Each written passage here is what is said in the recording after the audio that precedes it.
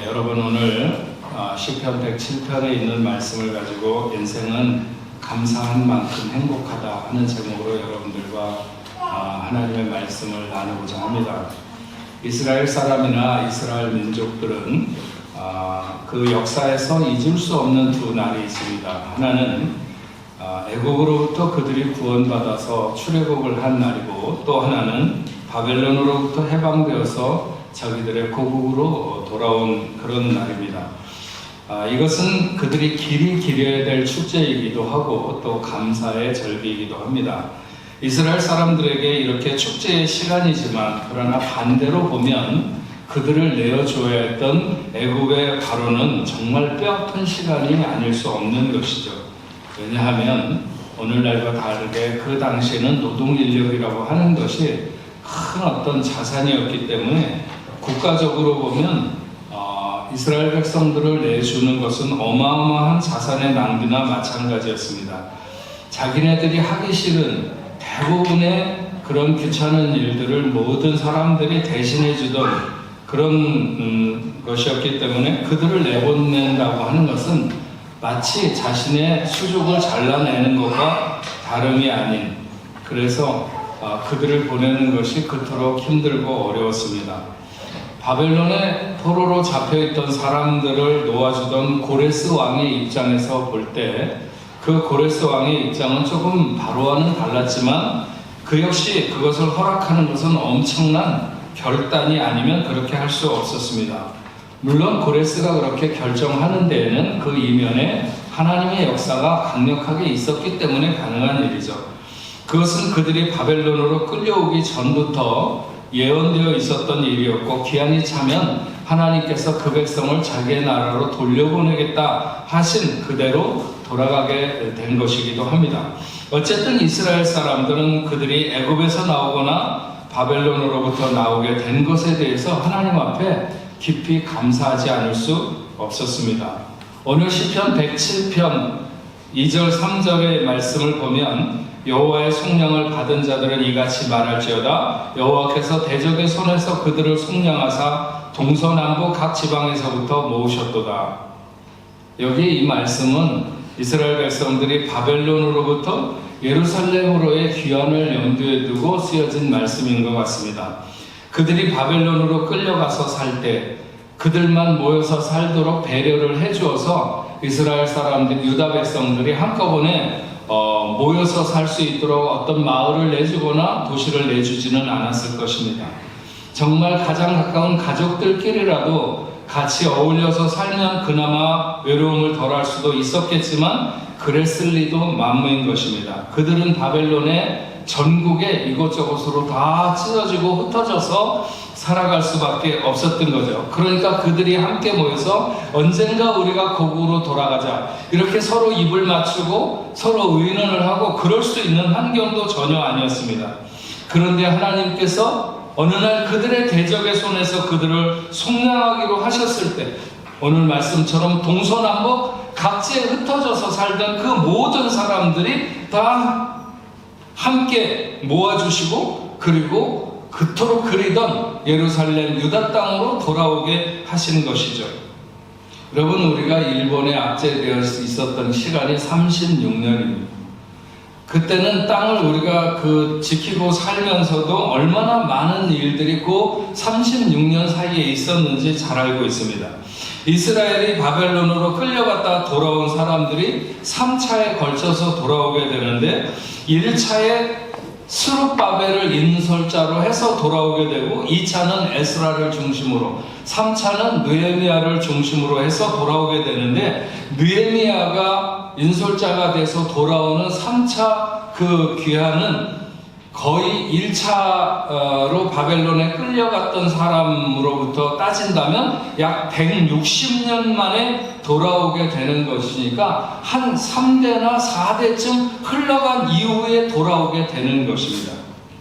스룹바벨과 더불어 1차로 끌려갔다가 1차로 돌아오게 되는 사람들의 기간이 약 70년 정도의 시간이 있었고, 만약 4차로 끌려갔다가 1차로 돌아오게 됐다면 그 사람들은 한 50년 만에 돌아오게 되는 거니까 아마도 10살 남짓한 그 부모의 손에 끌려서 그렇게 함께 내려갔던 바벨론으로 갔던 사람들도 나이 80이 넘은 그런 노인이 돼서야 자기의 고국 땅으로 돌아오게 되었을 것입니다.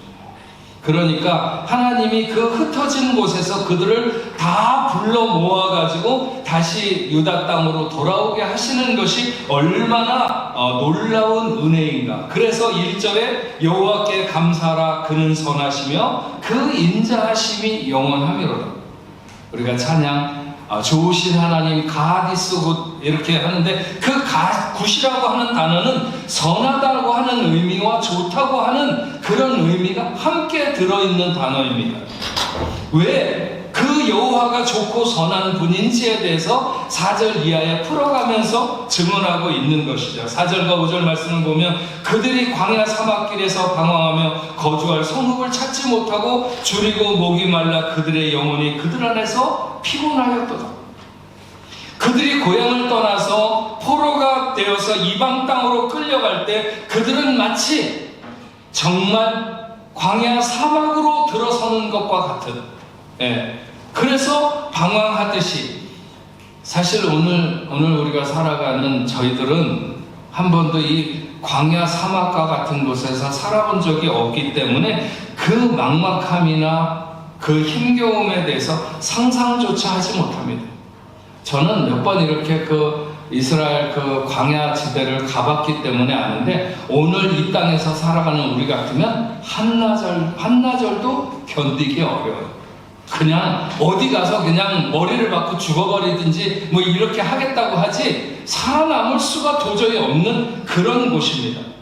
그들이 정말 그 정도의 상황에 놓인 거죠. 줄이고 목이 말라 그들의 영혼이 그들 안에서 피곤하였도다 할 정도로 포로로 끌려가면서 정말 목이 말라 죽을 것 같음에도 불구하고 물 한 모금 자기 마음대로 마실 수 없는 그런 피곤한 그 삶이 그들의 삶이었습니다. 정말 어느 집에 가서 자기네들이 거하며 살게 되었어도 그것은 자기 집이 아니고 자기 고향 땅이 아니어서 그냥 남의 집에 문지방에 있는 것과 같은 그런 삶이었죠. 그들이 바벨론 강가에서 그렇게 눈물을 하염없이 흘리면서 자기의 고향, 자기 집을 생각했던 그 1세대의 많은 사람들, 그 사람들은 그들의 영혼을 쉴 곳을 찾지 못했기 때문에 그랬던 것입니다. 그들의 영혼이 피곤했다고 하는 것은 바로 그런 말이죠. 근데 6절과 7절 말씀을 보면 이에 그들이 근심 중에 여호와께 부르짖으며 그들을 고통에서 건지시고 또 바른 길로 인도하사 거주할 성읍에 이르게 하셨도다. 그들이 근심 중에 여호와께 부르짖으며, 근심 중에, 그 근심 중에는 후회의 감정이 있겠죠.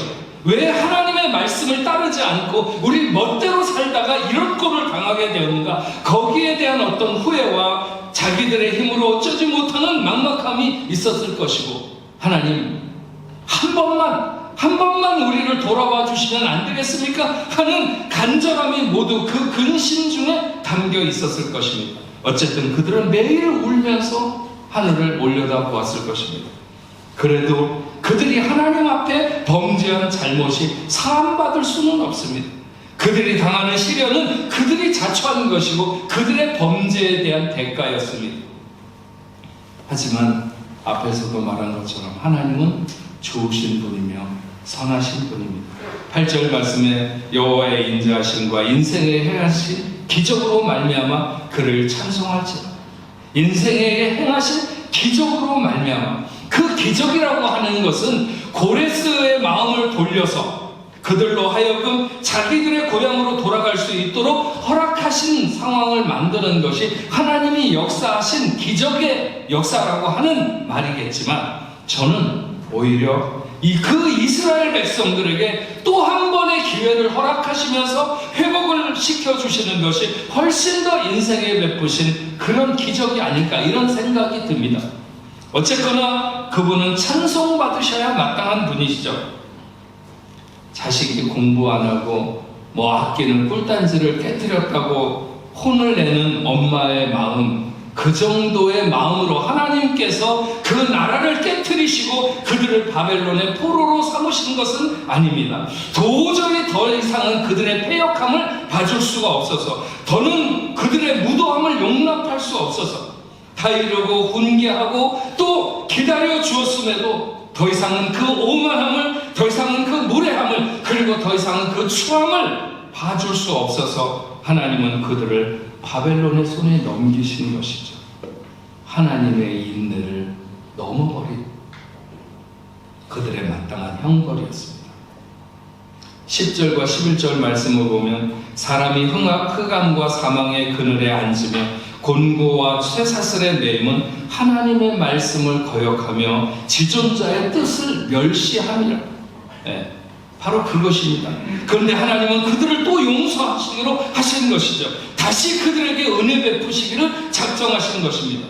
도저히 인생의 힘으로는 그렇게 할 수 없는 기적의 역사로 원수의 마음을 돌려서 친구와 같이 만들어 놓고 고레스는 이스라엘 사람들을 형제와 같이 여기면서 그들에게 고향으로 돌아가도 좋다고 이렇게 말하는 것이죠. 고레스만이 아니라 그 다음에 아닥사스다 1세의 마음도 움직이시고 계속해서 하나님께서 그들의 마음을 붙들고 계셨기 때문에 1차에서부터 3차까지 약 160년간에 걸쳐서 그들로 하여금 고국 땅으로 돌아가게 한 것이죠. 그러면서 본문 9절 말씀에 보면 그가 사모하는 영혼에게 만족을 주시며 줄인 영혼에게 좋은 것으로 채워주시미로다.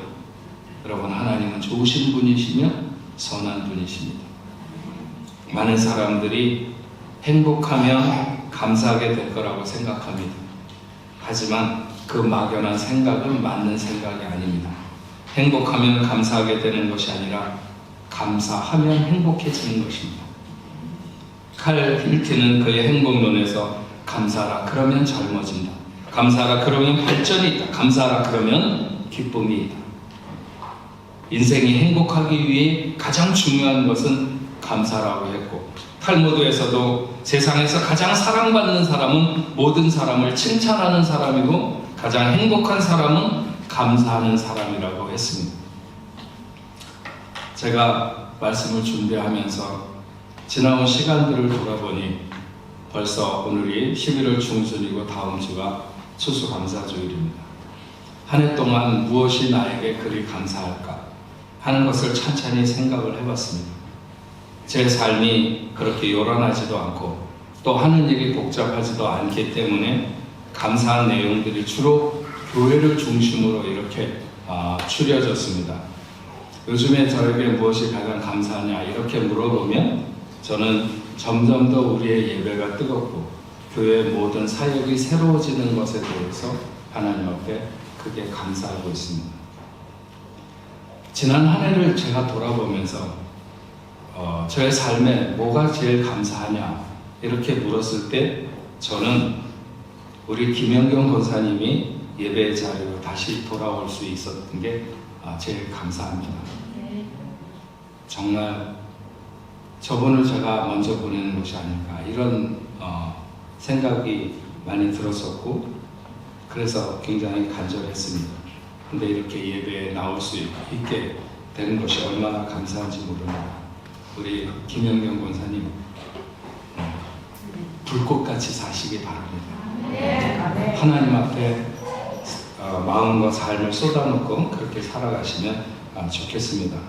세 번째로는 제가 생각을 해보니까 아픈 아이를 키우면서도 마음이 무너지지 않고 용기 있게 살아가는 우리 오연주 집사님 또 김지수 집사님이 너무 감사했습니다.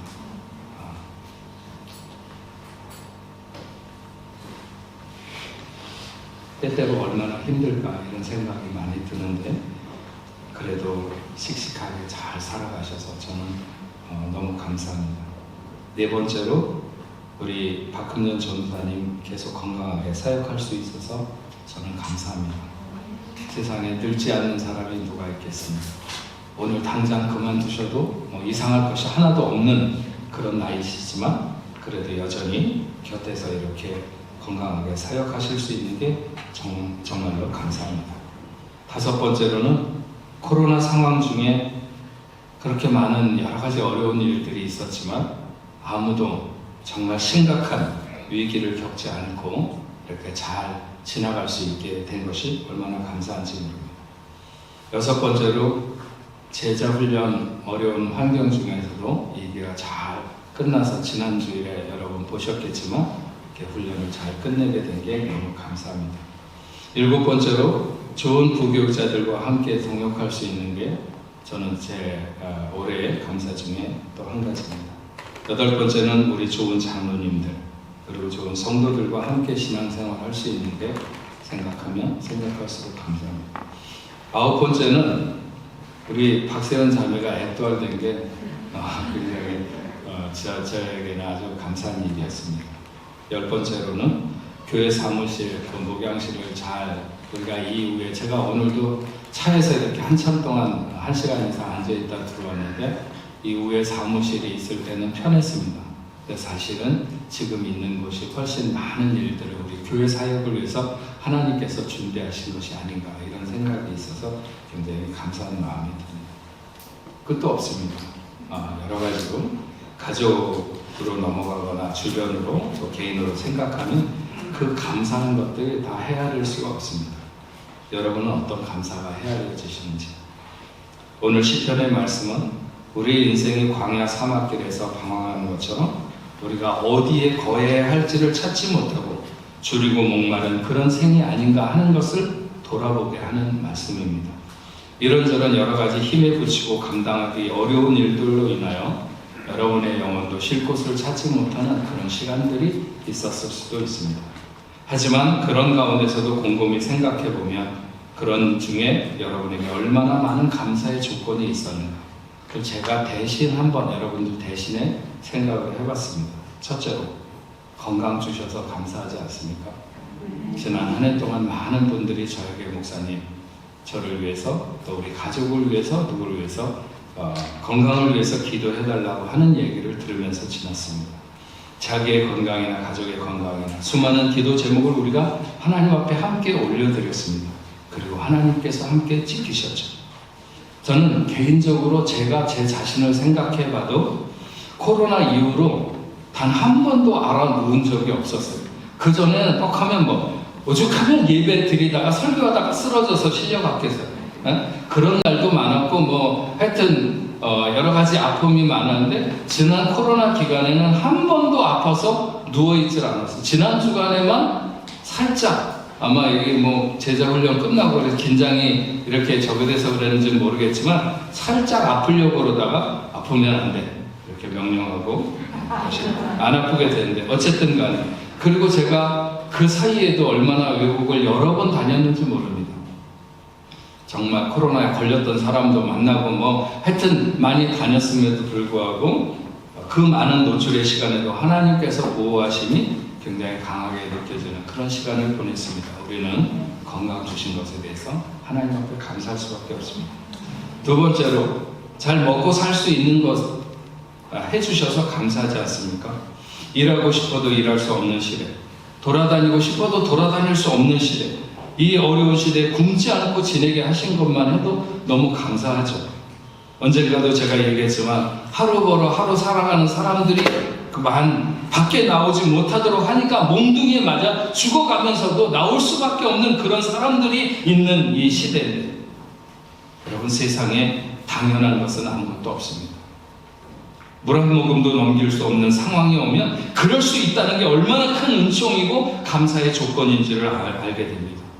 우리가 지난 한 해 동안 여러분 굶어 죽지 않고 이렇게 건강하게 여러분 아마 이 중에서 여러분도 너무 뚱뚱해서 걱정하시는 분들이 여전히 많을 거예요. 날씬해서 걱정하는 것보다. 세 번째로 자녀들을 하나님이 지키심에 대해서 감사하지 않습니까? 약간의 잔병치레가 있었을 수도 있고 또 원하는 것만큼 학교에 성적을 가져다 주지는 않아도 밝고 건강하게 아이들이 자라는 것이 얼마나 감사합니까? 아이들이 말 안 듣고 공부 안 하는 것 때문에 안달하기보다는 자식을 위해서 내가 더 눈물로 기도하지 못한 것을 안달해야 될지언정 하나님께서 우리의 자녀들을 오늘도 건강하게 지키시고 계신다 하는 것에 대해서 우리는 감사할 수밖에 없습니다. 네 번째로 그럼에도 불구하고 삶의 용기를 잃지 않게 하심에 대해서 감사하지 않습니까? 사업이 무너지거나 가정이 어려워지거나 여러 가지 어려운 일을 만나도 결국 그 인생이 무너지지 않도록 계속 용기를 갖게 하시는, 그래서 오늘을 살아갈 수 있게 하시는 것이 얼마나 감사합니까? 삶이 아름답다는 것과 아프다는 것이 반드시 대립하는 것은 아닙니다. 일본의 미우라 아야코가 하나님을 체험한 것에 대한 시를 이렇게 썼습니다. 아프지 않으면 드리지 못할 기도가 있습니다. 아프지 않으면 믿지 못할 기적이 있습니다. 아프지 않으면 접근하지 못할 성소가 있습니다. 아프지 않으면 우러러 뵙지 못할 주님이 있습니다. 아프지 않으면 나는 인간일 수조차 없습니다. 그렇다면 우리는 아프기 때문에 감사하다 이렇게 말해도 하나도 이상하지 않은 것이죠. 다섯 번째, 우리가 파리에 사는 게 감사하지 않습니까? 생각하기에 따라서 여기가 한국보다 더 살기 좋은가, 아니면 그렇지 않은가는 따질 수 있겠지만 전 세계 수많은 나라들 중에서 그렇게 열악하지도 않고 그렇게 비상식적이거나 그렇게 비위생적이지도 않고 문화와 예술이 숨쉬고 또 세상을 한눈에 조망할 수 있는 그런 도시, 그런 나라에서 사는 것, 세계인들에게 어디에서 살고 싶으냐 물어보면 첫 손가락에 꼽힐 만한 도시. 분명히 말하지만 여러분들이 세계 그 어느 곳에 가서 살아도 이곳에서 살던 시간이 그리워질 수밖에 없는 그런 도시에 여러분들은 오늘 살고 있다 하는 것이죠. 얼마나 감사한 일입니까? 여섯 번째, 좋은 공동체를 주신 것이 감사하지 않습니까? 뭔가 자꾸 혼자 있고 싶고 많은 사람들의 대열에서 이탈하고 싶은 사람은 그 인생이 무너질 조짐을 보이는 것입니다. 어떤 이들은 교회에서 감당하는 일이 너무 많아서 힘에 부처 하기도 합니다. 하지만 그런 사람들이 홀로 떨어진 채 아무 일도 안 하는 사람보다는 훨씬 덜 위험합니다. 하나님의 자녀는 건강한 공동체 내에서 살게 되어 있습니다. 그 공동체는 자신을 쏟아부으면서 세우는 공동체여야 하죠.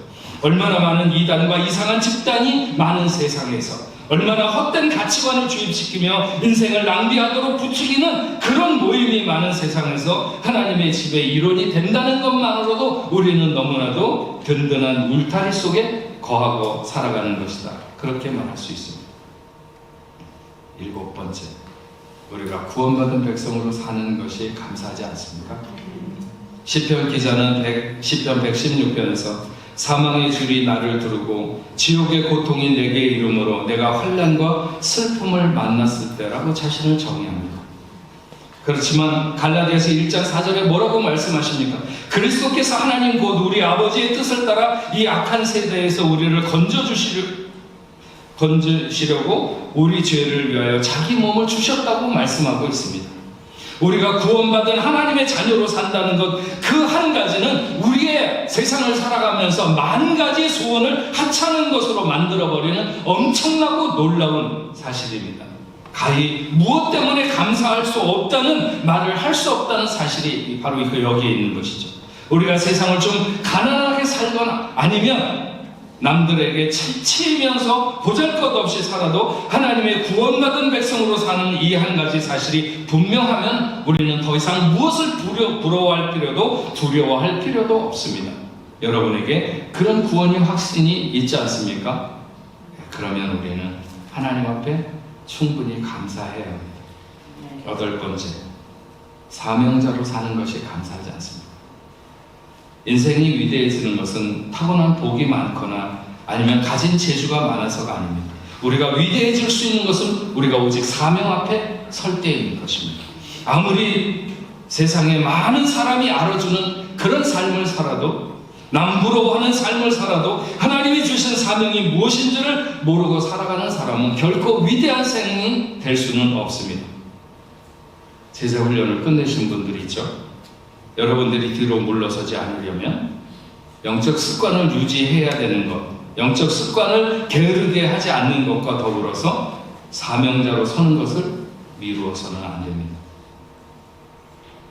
적어도 그 사명이 해도 그만이고 안 해도 그만인 것이 아니라 온 힘을 다하고 온 마음을 다해서 할 수 있는 그의 나라 그의 영광을 꿈꾸는 그런 삶이 될 때 우리는 하나님이 원하시는 그런 사명자가 될 수 있습니다. 이미 열심을 다해서 최선을 다해서 사명의 길을 걸어가시는 분들도 있을 것입니다. 나 같은 인생이 주님 앞에 쓰임받는다고 하는 것이 너무나도 귀하고 감사하지 않습니까? 제가 처음 교육전도사로 나갔었을 때 그때가 엊그제 같습니다. 근데 벌써 돌아보니까 42년이 지났습니다. 주를 위해 한 일이 무엇이 있을까? 지금까지 한 일을 다 모아봐도 한 주먹이나 될까? 이런 생각도 듭니다. 그러나 그 오랜 시간 얼마나 늘 떨림으로 과연 내가 이 일에 합당한가 하는 것을 수도 없이 되뇌이면서 왔는데 생각해보면 오직 은혜일 뿐이라는 생각이 듭니다. 그래서 생각하면 생각할수록 그것은 숨막히는 감사가 있을 뿐입니다. 오늘 시편 107편을 보면 8절, 15절, 21절에 똑같은 말씀을 반복하고 있는데 여호와의 인자하심과 인생에 행하신 기적으로 말미암아 그를 찬송할지어다 하는 것입니다. 기적이 아니면 그들을 이끌어올 수가 없었어요. 얼마나 완고하게 고집하며 하나님을 떠나는지 하나님이 수도 없이 그들을 초달하시면서 그들을 겸손하게 만들고자 하셨고 수많은 대적들에게 붙여서 정말 꼼짝달싹할 수 없도록 할 때야 그들이 비로소 마음을 낮추고 하나님을 찾게 되는 그런 경우들이 얼마나 많은지는 모릅니다. 그때마다 하나님은 기적을 그들 앞에 베푸셨습니다. 기적이라고 하는 게 뭘까요? 그것은 하나님만이 선명하게 보이는 방법으로 드러내신 것을 말합니다. 하나님이 아니면 안 되는 방법을 쓰시면서 하나님이 하나님 되심을 드러내시는 것. 그것이 바로 기적인 것이죠. 그 하나님은 찬송받으셔야 마땅하지 않겠습니까? 하나님은 우리의 마음을 낮추시려고 어떻게 하십니까? 과연 나를 그렇게 인도하지 않으셨으면 내가 오늘 여기에 있을 수 있는가 이런 생각을 해보지 않겠습니까? 때로는 기다려주시기도 하지만 때로는 움직일 수 없는 코너로 우리를 몰아서 하나님 앞에 손들 수밖에 없도록 하시고 그래서 하나님만 바라보는 내 마음을 더 깨끗하게 하신 그런 하나님이신 것을 압니다. 그분은 찬송받으셔야 마땅한 분이시죠. 시편 107편 22절은 이렇게 말씀합니다. 감사제를 드리며 노래하여 그의 행하신 일을 선포할지어다.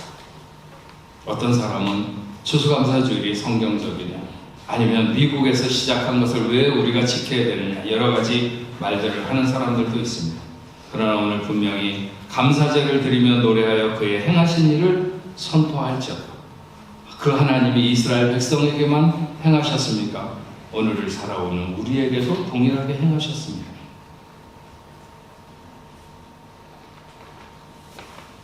이번 한 주간 여러분 지금까지 한 번도 생각해보지 못한 깊은 감사를 하나님 앞에 헤아려보는 그런 시간을 가지시길 권합니다. 고기도 먹어본 사람이 먹는다 뭐 그런 말이 있죠. 감사는 깊이 헤아려 하는 사람에게 정말 이가 시릴 만큼 하나님의 그 감사의 조건이 나를 둘러싸고 있다는 사실을 발견하게 됩니다. 제가 오늘 말씀의 제목을 인생에 감사한 마음이 들 때 행복하다 이렇게 정하지 않고 인생은 감사한 만큼 행복하다 이렇게 정했습니다. 10명의 문둥병자가 모두 고침을 받았는데 돌아와 감사하는 사람은 사마리아 사람 한 사람이었습니다. 주님은 그 9이 어디 있느냐고 물으셨죠.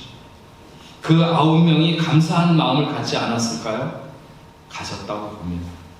막연하게 어디선가 살아가면 그때 우리가 그분을 만나지 않았으면 어떻게 할 뻔했는가 참 감사하다 이렇게 생각했을 것입니다. 그것도 하지 않았을 것이라고는 보지 않습니다. 그러나 감사한다는 것은 뭘까요? 감사하다고 하는 것에 대해서 여러분 아세요? 감사하다고 하는 것은요 그 대상을 분명히 하는 것입니다. 누가 고쳐주었든지 낫기만 하면 된다고 하는 것이 바로 무당을 쫓아가는 사람들이 하는 방식이죠. 내가 아픈데 누가 고쳐줘도 상관없어. 하나님이 고쳐주든지 뭐 무당이 고쳐주든지 상관없다. 이런 사람들이 미신을 믿는 거예요. 그러나 주님께서는 그들에게 주어야 될 더 중요한 회복이 있고 더 중요한 근본적인 선물이 있었어요. 그것을 돌아와 주께 감사하는 그 한 명만 받아 누릴 수 있게 된 것이죠. 사랑하는 여러분, 이번 한 주간 지금까지 여러분이 생각해 보지 못했던 하나님의 은혜를 헤아리는 여러분 되시면 좋겠습니다. 그래서 감사하시기 바랍니다. 그러면 여러분은 행복할 것입니다. 한번 여러분이 표현할 수 있는 대로 다 적어보세요.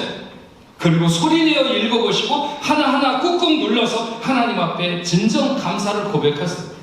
분명히 하나님 아니면 이룰 수 없는 일을 주님이 이룬 것에 대해서 그분에게 감사하고 그분을 찬양하시기 바랍니다. 감사는 행복으로 들어가는 유일한 문입니다.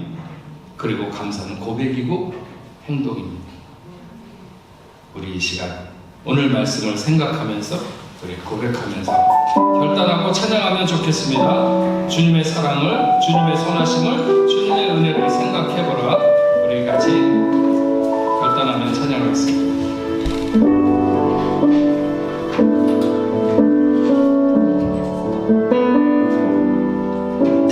주의 사랑을, 주의 선하심을, 주의 은혜를 생각해보라. 하늘보다 높으신 아버지의 사랑 크고 놀랍네. 아버지 사랑 크고 놀랍네. 내 의심 사랑이시니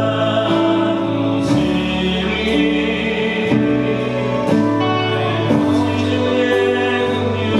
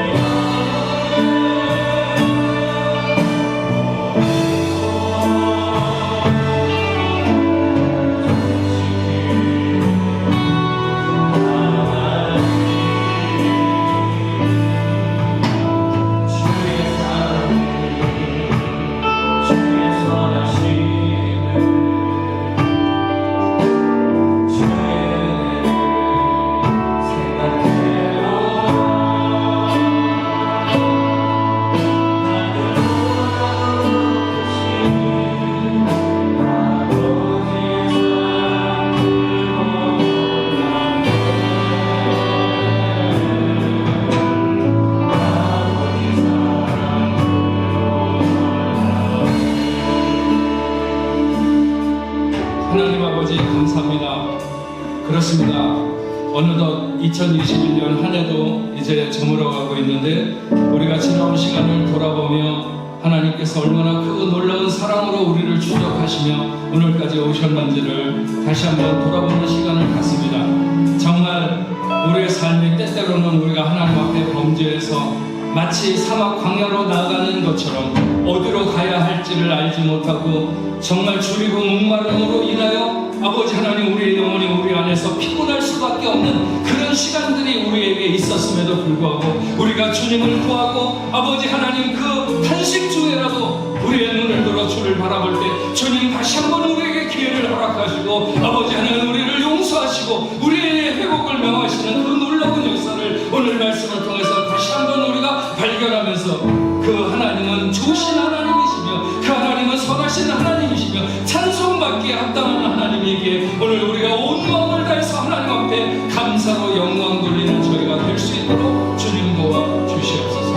하나님 아버지 또한 아버지 하나님 오늘 저희들이 하나님 앞에 나오며 귀한 예물을 구별해 하나님 앞에 올려드립니다. 온 마음을 다해서 힘을 다해서 하나님 앞에 드릴 때 아버지 하나님 이 예물이 하늘의 보화가 될 수 있도록 주여 도와주시어서 썩어져 없어질 것이 아니라 영원히 하나님의 손에서 아버지 하나님 보관되는 그런 아름다운 예물이 될 수 있도록 주여 도와주옵소서. 믿음의 사람들이 살아가며 경영하는 사업과 가정과 직장생활 하는 모든 일들 학업에도 하나님 함께하여 주시옵시고 이 힘들고 어려운 세상 속에서 우리의 갈 길을 지켜주셔서 우리의 삶의 현장을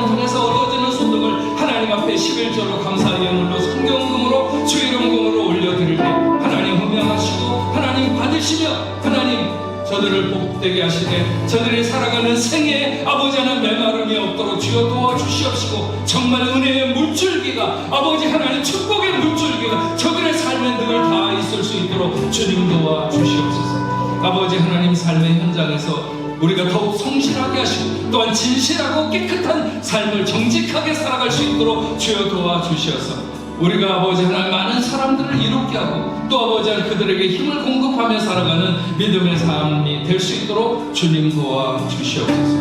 하나님 아버지, 특별히 저희 교회와 더불어 함께 협력하고 있는 모든 선교사님들, 오늘 너무나도 힘들고 어려운 시대를 우리가 살아가고 있습니다. 그럼에도 불구하고 저들이 낙심하지 아니하고 계속해서 복음의 씨를 뿌릴 때 언젠가는 반드시 풍성하고 아름다운 열매가 맺게 되는 귀한 날이 있을 줄로 믿습니다. 주님 함께하여 주시옵소서. 오늘 아버지 하나님 저희 교회에 귀한 분들 이렇게 세가족으로 함께 신앙생활 할 수 있는 귀한 시간 주시면 감사합니다. 우리가 나그네 길에서 만났지만 이 아름다운 공동체를 중심으로 해서 함께 우리가 서로 기도하며 아버지 안에 세워가는 귀한 자녀들 될 수 있도록 주여 도와주옵소서. 장경화, 김정원, 박정란, 김석원, 박주연 아버지 하나님 새로운 가족들을 하나님께서 따뜻하게 품어주시옵시고 어떤 아버지 하나님 시간 속에서든지 하나님의 향기가 드러나는 귀한 삶이 될 수 있도록 복되게 하시고 저들을 인도하여 주시옵소서. 오늘 함께 예배드리는 우리 김다정 집사님에게도 하나님 함께 해주시고 사랑하는 딸을 붙들어 주시옵시며 그의 가는 길 그리고 그의 자녀들 하나님 온전히 함께하여 주시옵시고 영광받아 주옵소서.